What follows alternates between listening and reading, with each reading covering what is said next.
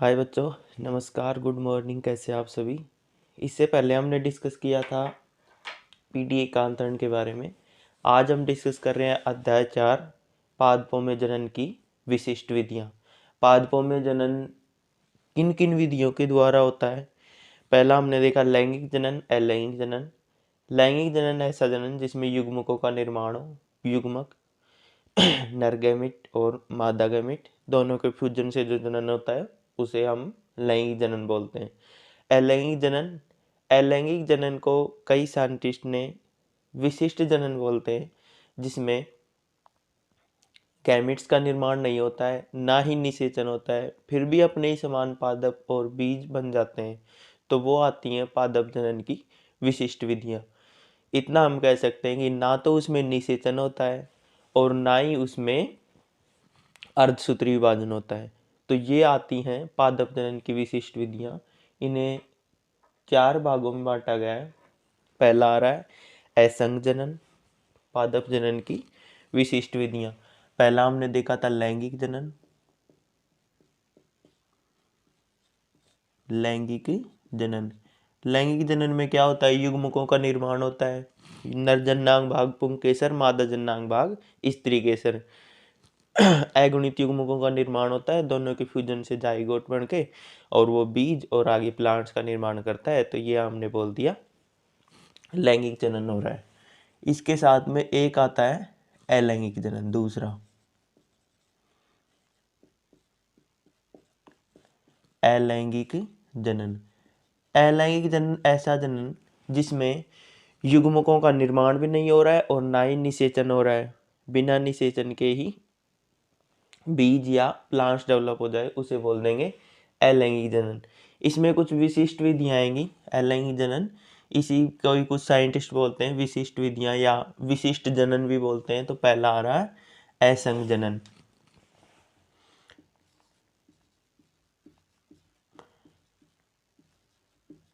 असंग जनन पहला आ रहा है। दूसरा आ रहा है अनिषेक बीजता। अनिषेक बीजता।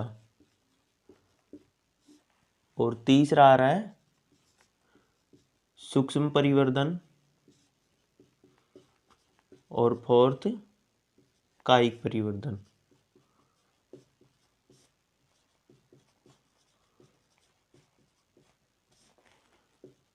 तो देखिए असंग जनन में क्या होता है, ना तो निषेचन होता है ना ही अर्धसूत्रण होता है, यानी अर्धसूत्री विभाजन नहीं होता है, फिर भी अपने समान पादप और बीज बन जाते हैं। तो उसे बोलते हैं असंग जनन।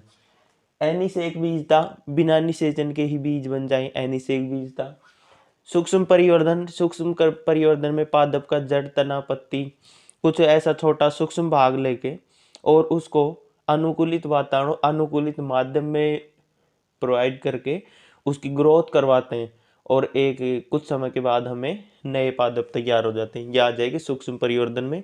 कायिक परिवर्धन में पौधों में किसी कायिक भाग, जड़, तना, पत्ती से लेके उसी के समान न्यू पादप विकसित कर दी जाए तो वो आ जाएंगे कायिक परिवर्धन। तो पहला हम देख रहे हैं असंग जनन। असंग जनन में एक साइंटिस्ट आता है हैंस विंसकलर।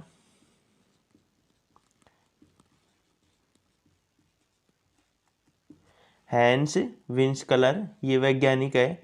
इन्होंने बताया कि ना तो उसमें निषेचन हो,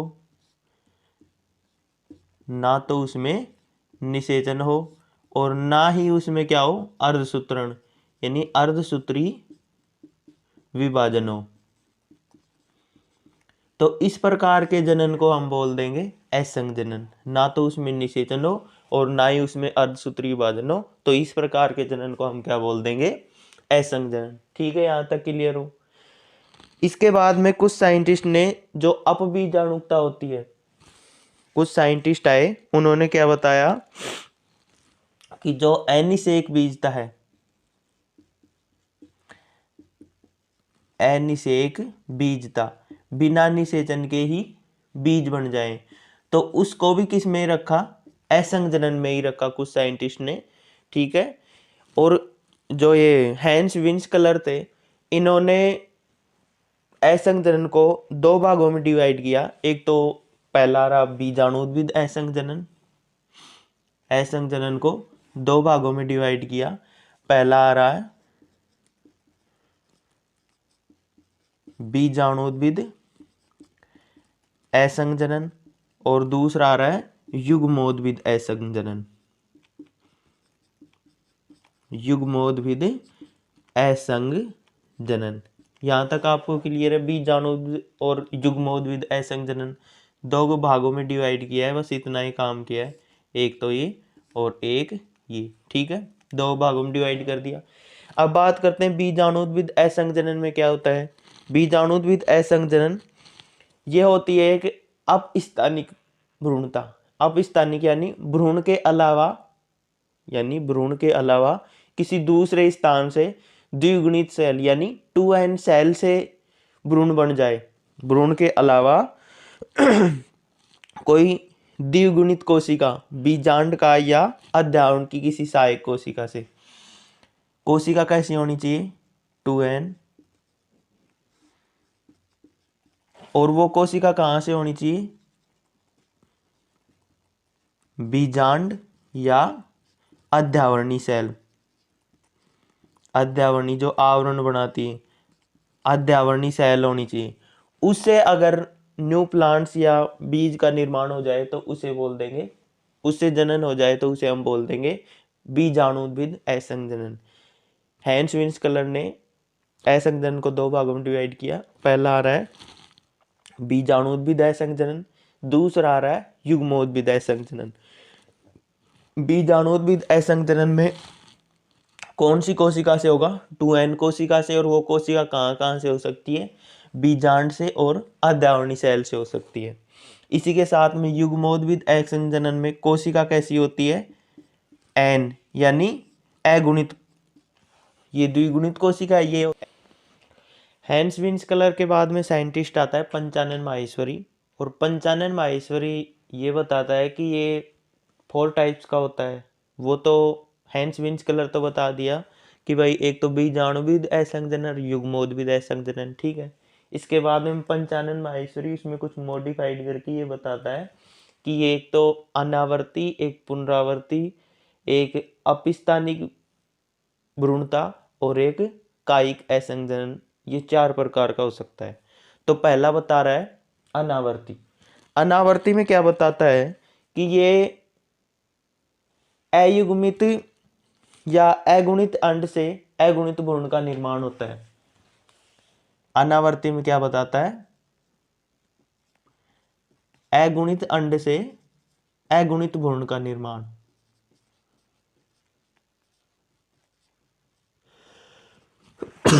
सॉरी, अगुणित अंड से अगुणित भ्रूण बनेगा, ये बता दिया अनावर्ती में। इसके बाद में आता है पुनरावर्ती असंजनन। पुनरावर्ती असंजनन को 2 पार्ट्स में डिवाइड कर दिया। पहला आ रहा है जनन अपबीजाणुता और कायिक जनन अपबीजाणुता, और दूसरा आ रहा है कायिक अपबीजाणुता। जनन अपबीजाणुता, देखिए पुनरावर्ती असंजनन में क्या होता है, जब अर्धसूत्री विभाजन होता है तो अर्धसूत्री विभाजन कंप्लीट तो हो नहीं पाता है, और जो मात्र पादप में गुणसूत्रों और की संख्या थी और जो मात्र पादप के जो लक्षण थे एज इट इज उसमें पुत्र पीढ़ी में आ जाते हैं।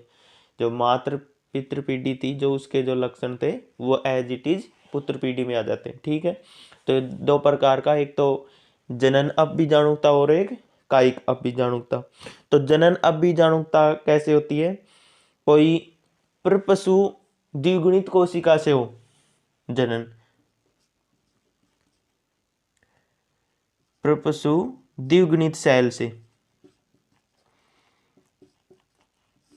प्रपशु द्विगुणित सेल से हो जनन। और एक होती है कायिक अपबीजाणुता। तो कायिक अपबीजाणुता कब होती है, जब अध्यावरण की किसी सहायक कोशिका से हो, जब अध्यावरण की किसी सहायक कोशिका से।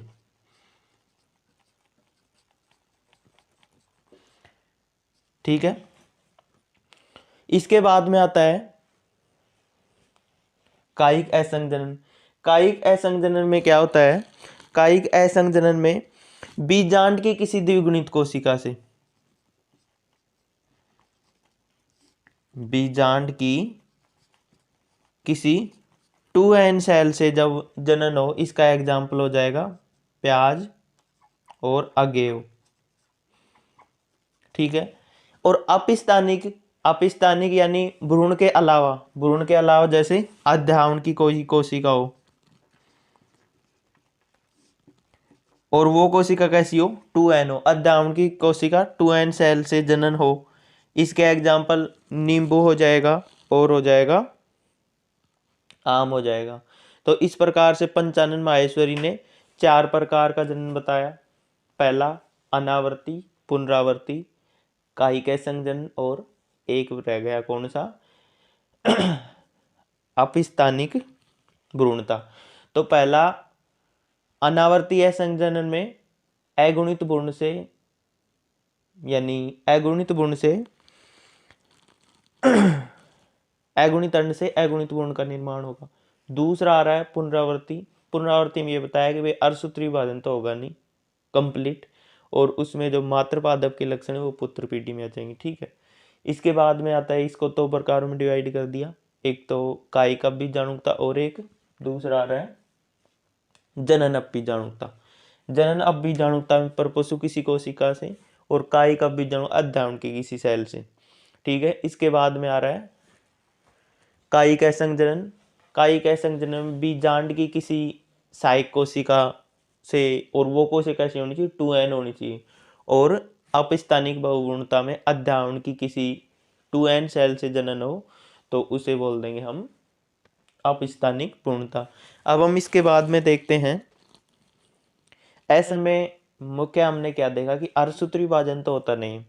अर्धसूत्री विभाजन नहीं होगा तो उसमें जो नए युग्मक है, उनका नए गुणसूत्र हैं, उनका पुनर्योजन नहीं होगा, नए लक्षण नहीं आएंगे, उसमें न्यू कैरेक्टर्स नहीं डेवलप होंगे, यानी वो के वो कैरेक्टर्स रहेंगे। तो क्या होगा, जो माता थी उसी का ही जो पुत्र पीढ़ी है वो भी उसी की क्लोन बन जाएगी। तो हम क्या कह सकते हैं कि क्लोन तैयार करने में पहला क्या आ जाएगा, क्लोन तैयार करने में, और दूसरा है क्लोन संततियां तैयार करने में, क्लोन संततियां तैयार करने में। क्लोन संततियां क्या होती है, जैसे मातृ पीढ़ी है उसी के समान जो करेक्टर्स है पुत्र पीढ़ी में लेके आने, तो वो क्लोन संततियां तैयार हो जाएंगी। इसी के साथ में हम ये कह सकते हैं कि जो हानिकारक अगर संकरण होगा, हाइब्रिडाइजेशन होगा, तो हानिकारक लक्षण है वो क्या होके कई बार नष्ट हो जाते हैं और वो जुड़े भी रह जाते हैं। तो इसमें क्या है कि जो लाभदायक लक्षण है, जैसे मातृ पीढ़ी के लाभदायक लक्षण है, वो पुत्र पीढ़ी में भी अगले समय तक जाएंगे। तो ये जनरेशन टू जनरेशन ये रिवाइज होते रहते हो, तो इसके 3-4 लाभ हो जाएंगे। अब इसके बाद में हम देखते हैं अनिषेक बीजता। अनिषेक ऐसी विधि है जिसमें बीज का निर्माण तो होता है, जनन की ऐसी विधि है जिसमें बीज का निर्माण तो होता है, पर लैंगिक जनन के द्वारा नहीं होता। लैंगिक जनन नहीं होगा तो उसमें निषेचन भी नहीं होगा। तो हम कह सकते हैं कि अनिषेक बीजता ऐसी विधि है जिसमें लैंगिक जनन नहीं होता है, लैंगिक जनन नहीं होता है और निषेचन भी नहीं होता है। लैंगिक जनन नहीं होगा तो निषेचन भी नहीं होगा, निषेचन भी नहीं होता है, और क्या बन जाता है, न्यू पादप बन जाता है, यानी बीज बन जाता है, इतना बोल सकते हैं हम। निषेचन भी नहीं हो और लैंगिक जनन भी नहीं हो, फिर भी न्यू पादप बीज बन जाए, तो उसे हम बोल देंगे अनिषेक बीजता। अनिषेक बीजता में क्या होता है कि अध्यावरण की या भ्रूण की कोई 2n सेल हो, अध्यावरण की या फिर भ्रूण की कोई 2n सेल हो, अगर उससे विकास होता है तो वो अनिषेक बीजता में आती है। अनिषेक बीजता का एक मुख्य एग्जाम्पल क्या हो जाएगा जिसे हम बार बार लेके चलते हैं, वो हो जाएगा अपस्थानिक भ्रूणता। अपस्थानिक भ्रूणता इसका मुख्य एग्जाम्पल हो जाएगा। ठीक है।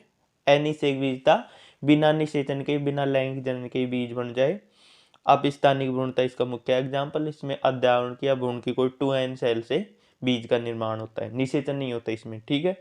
अब हम बात करते हैं सूक्ष्म परिवर्धन। एक ऐसी विधि है जिसमें कोई औषधीय महत्व के पादप हों या कोई जिनकी संख्या कम हो ऐसे पादप हों या व्यावसायिक तौर पर ऐसे कुछ पादप हों, उनको प्रवर्ध कराने के लिए, उनको प्रवर्ध कराने के लिए सूक्ष्म परिवर्धन विधि काम में ली जाती है। इसमें क्या करते हैं, जड़, तना और पत्ती, इसे हम ले सकते हैं कोशिका, इनसे उत्तक, ये लेकर इसको क्या करते हैं, पहले तो निर्जमीकृत कर लेंगे। निर्जमीकृत यानी इसमें जो बैक्टीरिया वायरस हो उनको हटा देंगे, निर्जमीकृत कर लिया। इसके बाद में कोशिका उत्तक उसको क्या करते हैं, एक अनुकूलित माध्यम देते हैं। अनुकूलित माध्यम देंगे, जैसे हम बोल सकते हैं कि उसको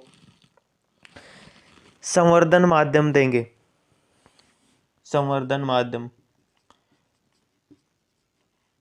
संवर्धन माध्यम यानी उनको बड़ा होने के लिए उचित माध्यम, उचित न्यूट्रिशन के लिए माध्यम देंगे, तो उनकी क्या होगी, वृद्धि होगी। वृद्धि होगी तो वो नए पादप विकसित करेंगे, नए पादप विकसित हो जाएंगे। तो इस प्रकार से इन नए पादपों को कम समय में विकसित करने के लिए, और व्यावसायिक तौर पर कुछ ऐसे प्लांट्स हैं जिनके काफ़ी समय में न्यू जनरेशन प्राप्त होती है, उनको जल्दी से तैयार करके और उसी के समान कॉलोनी संततियाँ तैयार की जा सकती हैं। ये होता है सूक्ष्म परिवर्धन। दोबारा सुन लीजिए, सूक्ष्म परिवर्धन में व्यावसायिक तौर पर जैसे औषधीय महत्व के व्यावसायिक तौर पर हो सकते हैं, या वन्य कुछ पादप हैं, कुछ इम्पोर्टेंट है, अगर उनको हमें वृद्धि करवानी है, उनको परिवर्धन करवाना है, तो उसके जड़, तना, पत्ती, उनसे कुछ सेल तक ले लिया, उनको निर्जमीकृत किया। इसके बाद में उसको अनुकूलित मीडिया, एक कल्चर मीडिया होता है, उसमें डाल लेंगे, वो ग्रो करेंगी। ग्रो करेंगी तो वो कुछ समय के बाद एक न्यू प्लांट्स का डेवलप हो जाएगा।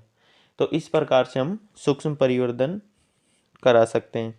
जो ये नवोद्भिद पादप बनते हैं, जो पुराने पादप थे, पितृ पादप थे, उसी के समान इसमें जो भी लक्षण है, कैरेक्टर्स है, वो होते हैं, ठीक है। तो ये वीडियो आपको समझ में आया होगा। वीडियो को लाइक, शेयर, सब्सक्राइब करें, और आपके साथ और स्टूडेंट्स हैं बच्चों, आप उनको जोड़ें। ओके।